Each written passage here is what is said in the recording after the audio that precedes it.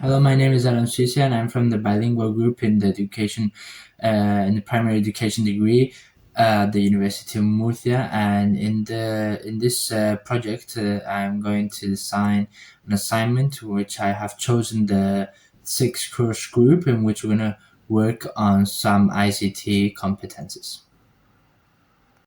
So let's go. So here we have the goals in which we're going to use for this assignment. Today we're talking about ACAD, which is Activity Centered Analysis and Design Framework, which was created by two authors, which are Goodyear and Carvalho, and it's aimed to support both the analysis and design of complex learning environments. The first thing to point out is that the framework places activity as its core because it's activity centered. There are three key dimensions to the framework that we're going to talk about, which is set design, social design, and epistemic design. First of all, we're going to start with set design, which we can say that learning is physically situated. So we have to know in which place we're going to work at, if it's going to be online, if it's going to be in a classroom. In this case, we're going to work in an ICT classroom where every student is going to have available a PC. And they're just going to use simply these three tools, which is YouTube, Google Classroom, and Scratch. Moreover, we've got epistemic design that involves in proposing tasks. In this assignment, they will have to create an account on Scratch, which in the Google Classroom, they'll have the link to a video of how to create it. And they will also check the video for the assignment because it has been explained step by step by the teacher, in this case me. And lastly, we've got social design that talks about how we propose for people to know how to work together. So we need to know if kids in this assignment is going to be working on groups or individually. So in this case, they're going to work individually. There are 25 students, which is a good number, and they're going to work alone. I'm going to explain clearly the sequence of how this task is going to be developed. So first of all, we have to know that we're going to work only at the ICT classrooms, and it's just everything is going to be done at home. So it's going to be divided in three sessions. So in the first day session, they will have to access the Google Classroom of the subject with any device they have at home. Once that is done, they will have to make an account on Scratch, which they have here a video in which they can help them if they have any doubts. And if they can do it at home, it will be much better because then we can start as soon as possible to do the assignment. Then the first session will just be a small introduction also of coding, what is it, and just a brief introduction. On the second day, they will have their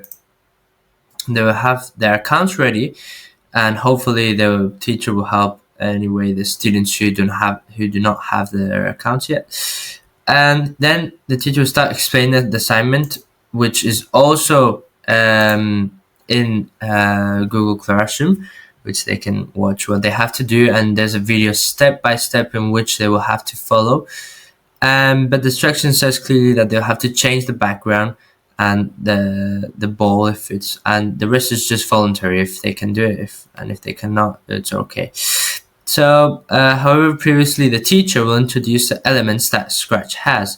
One is once that is done, they will go to classroom and they will just watch the video. In the third day, then they work individually, and they will have to send at the end of the class the assignment they have done via Classroom. This assignment, it's going to be very easy. Don't worry, we're going to go step by step. So first of all, let's give it a name, which is going to be the bouncing game, okay?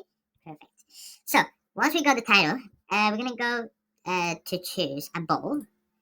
And after you see, we're going to go where it says here, we're going to go choose a sprite, okay? You can either press here or here. So now we're going to choose a paddle because it's going to be a paddle and a ball, and it's going to go hitting, and it's going to go bouncing. We'll see it after, okay?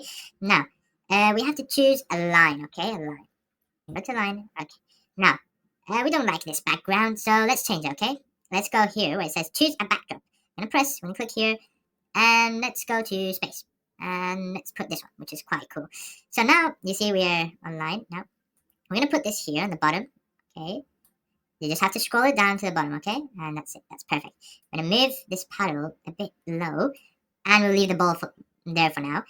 Now, we're gonna go to ball, okay? We have to code this ball to go bouncing all the place, moving around, and the paddle will be hitting it. So first, when we go to have you seen here? We've got all the coding options we have. So we're gonna go to events, okay? Now, when we're gonna choose this one, which it says when pressing go, when you click it, it will start, okay? Now we're gonna go to not sensing to motion, which we have to choose point in direction, and we're gonna change this 90 to 45, okay? So after that, we're gonna go to control again, okay? We're gonna click control, and we're gonna choose this forever. Now we're gonna go back to motion, and we're gonna press move, okay? Press move. We're gonna change this 10 to 5, okay? You're just gonna click on the white blank space, and you're just gonna change the number, okay? Perfect. And now we're gonna go to motion again, and if on edge, it has to bounce, okay? So that's gonna allow us that when the ball hits this, it's gonna bounce, okay? And it's gonna continue moving around all this place. It's gonna go whoop, and it's gonna continue. So after that, okay, we're gonna go back to events, and we're gonna put another one when we click the flag, the green flag, we're gonna go again to control, press forever again, okay? And now if we press here, okay, and now we have to go to we're gonna go to sensing, okay, sensing, and we're gonna check touching, okay, touching. We're gonna put it inside here. We're just gonna write it in there. Yep. Now we're just gonna change this, and you got some options here. So we're gonna press paddle, okay. Now once we've got this, okay, we're gonna go to variables, okay, and we have to create one variable. You see my variable, right? It says here, but we're gonna press make a variable, okay. I'm gonna give it the name of score. So that's very important to have a score, you know, to have to know what we're doing, right? Let's write the S on capital letters. Score. Okay. Now you see here we got score, right? Now, as you see, we're gonna go change my variable by 1. So we're gonna change that. Okay. We're gonna press my variable. We're gonna press score, the one we just created. Okay. By 1. Now let's go to motion, and we're gonna go to turn 15 degrees. Okay, where it says turn 15 degrees. Okay. I'm gonna put it down there. Just have to scroll it. I'm gonna change the 15. I'm gonna put 180. Okay, 180. And move.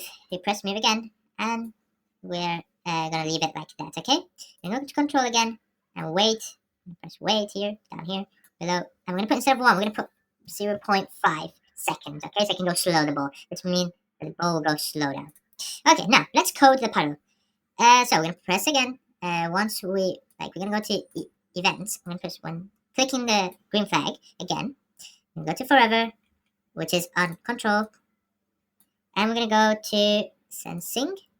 No, sorry, to motion. So to motion, we're gonna go to motion and set X to where is the we go to sensing, and we put mouse. Okay, mouse X inside it. Okay. Now let's go to line, and the line, when the ball hits the line, we're gonna die, okay? And the game is gonna finish. So let's code that. So we start with this always, and we go to control, press forever. It's just the same process. So we go to forever. Now what we're gonna do is, you see this, right? Now we're gonna go to let's see. Okay, so now that we're in forever, we have to press if then. Okay, now inside if then.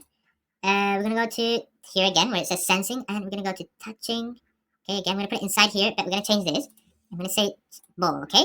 Now, what we're gonna do is, we're gonna go to, to control, and we're gonna say stop. And we're gonna say stop all, okay? That means that when you hit this line here, it will finish completely the game.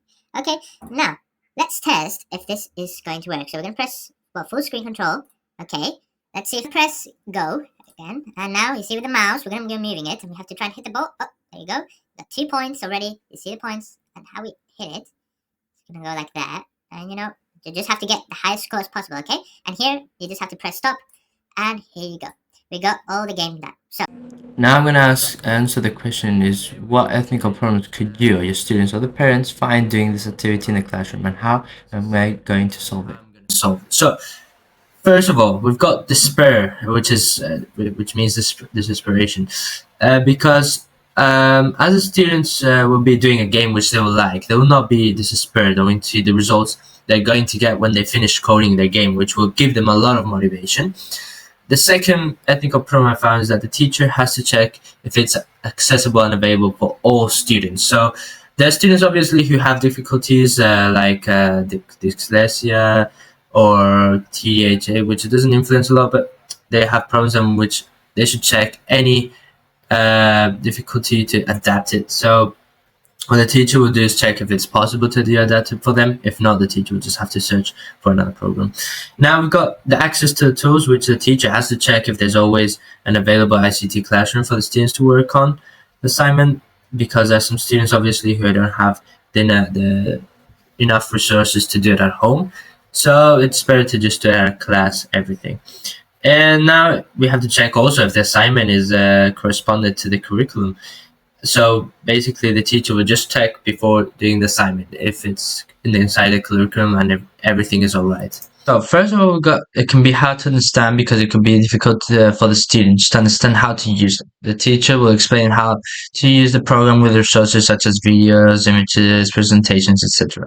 We've got students with disability that could have difficulties because there's some students which have dyslexia or other type of disabilities which will not allow them to do it. So what I would do is Scratch has a special font of dyslexia which will help them to do the exercise, and also the teacher could provide audio instructions, visual aids, encourage peer support, and user system technology. And lastly, we've got difficulties with the website, but mm, the students may experiment issues towards using the website. However, the teacher will help them to access for every student, and unless that's not done, he's not going to start the task or the assignment. And also, the teacher will explain step by step very clearly how to make it. Now I'm gonna answer what is the added value of using digital tools in this case. So the students will be able to manage in a better way all the mathematical problems that they can have owing to the fact that they are doing maths while programming a game, and also they will develop their creativity and critical thinking. Towards the future, by and large, they will have more fluency with technology and they will be more motivated about it. And this is how I'm gonna evaluate the task. Activity will improve the students' PAE because they will be using new resources from the internet, so at the same time they will be exploring also the internet. Moreover, they are learning how to use specific programs, helping themselves with YouTube videos or information they can search on the internet, which will help them to improve about using ICT items by and large. So, for my PLE, I have chosen these elements, which are Canva, that has been a tool that I've used for most of the presentations this course, as it offers a wide range of options like such as presentations, comics, infographics, and all for free. Padlet, which I personally think it's great because it gives an opportunity to the students to learn from each other, because it gathers ideas from and sharing.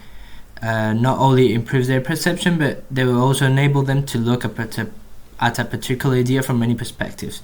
About spirit learning was one of the best methods the teacher has done, because apart from helping the students to practice the presentation before the definitive one, it helps them improve their presentation skills.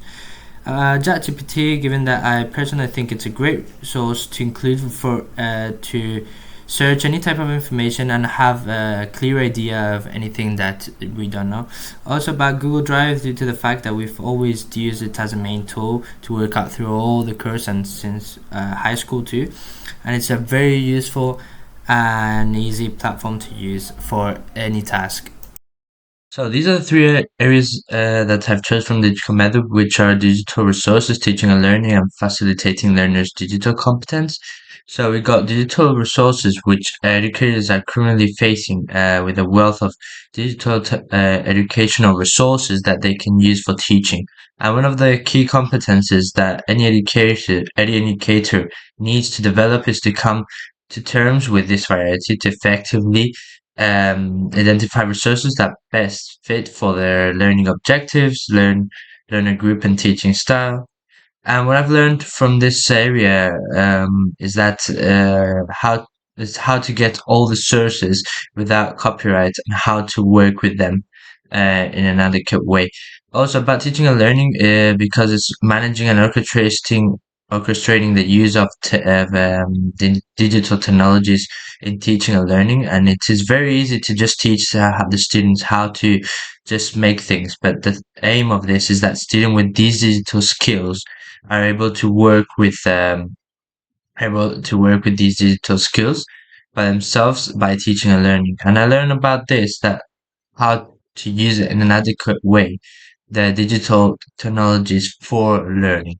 Lastly, we got facilitating learners' digital competence. It's always important, given that this enables learners to creatively and responsibly use digital technologies for information, communication, content creation, well-being, and problem solving. I have learned how to find the resources for students to facilitate their teaching, their learning, and know how to use them perfectly. I think I earn is a 7 or an 8 because throughout the course I've been working a lot in the blog, and inside my group I've tried to help out. And despite the fact that I've been working and studying at the same time, I think that 7 or an 8 is a good mark because I think I deserve it. What is the most important role I have performed? Well, I think it has been the star because it's one of the challenging ones, but it's also essential because once you're a teacher, you have to know how to teach your students and not to get stressed or shy. So, lastly, the role most challenging that I had was the analyst because you need to put some marks in your teammates, and it's gonna affect in the final mark, which doesn't help, and it's not easy. So that's why it teaches you how to leave your feelings behind and criticize and evaluate just by their work.